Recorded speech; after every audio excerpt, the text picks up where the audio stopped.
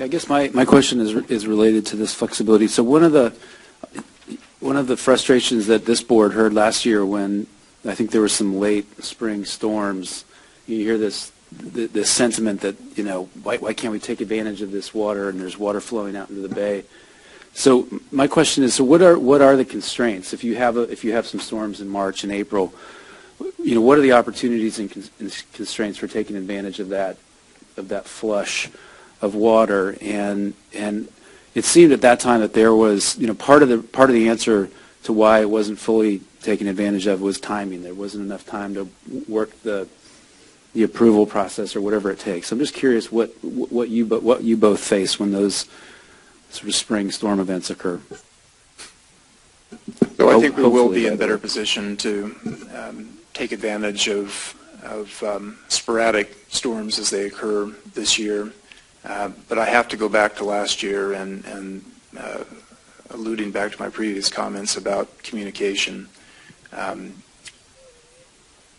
There were some very unrealistic expectations voiced by various water users last year regarding the amount of water we should have expected to export during a few spring sporadic storms. We operate, of course, as David mentioned, under a broad suite of different regulations, primarily State Water Resources Control Board Water Quality Control Plan requirements and state and federal ESA requirements.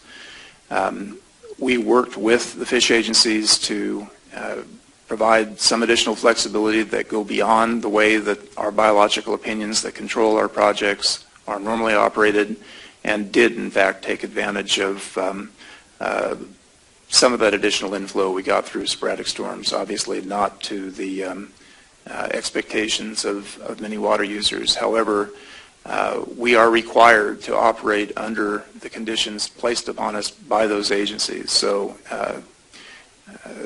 it's a matter of law and not our discretion to decide how much and when we're going to turn up the pumps.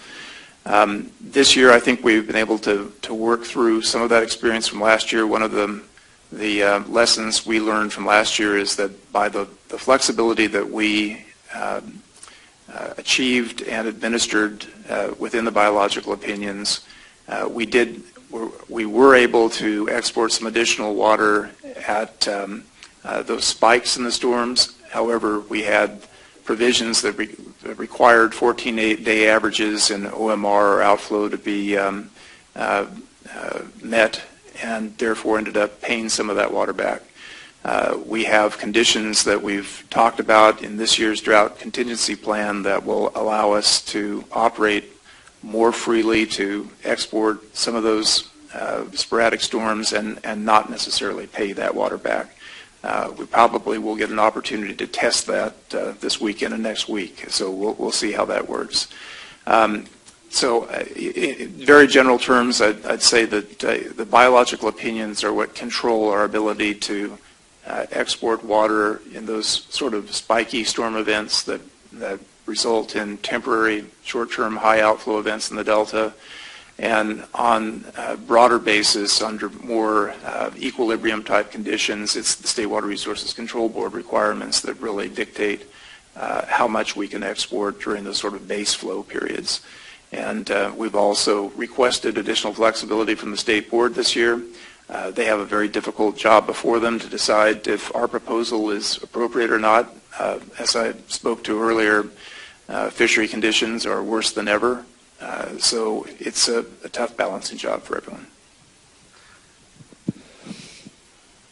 So we're responsible for making sure that we get the concurrence from the fish agencies working with the state, but we request we initiate consultation with the fish agencies, and we get their concurrence on the operations. So one thing that we're doing different than we did last year is just to avoid what you talked about. You get these storms and you miss a day or two, which is water lost, is we're already working on that before the storm gets here, and we have to make some assumptions of this is what we think the storm's going to look like based on the forecast. Now, we can't do it a month out, but we can do it 5-7 days ahead, and that's what we're working on right now.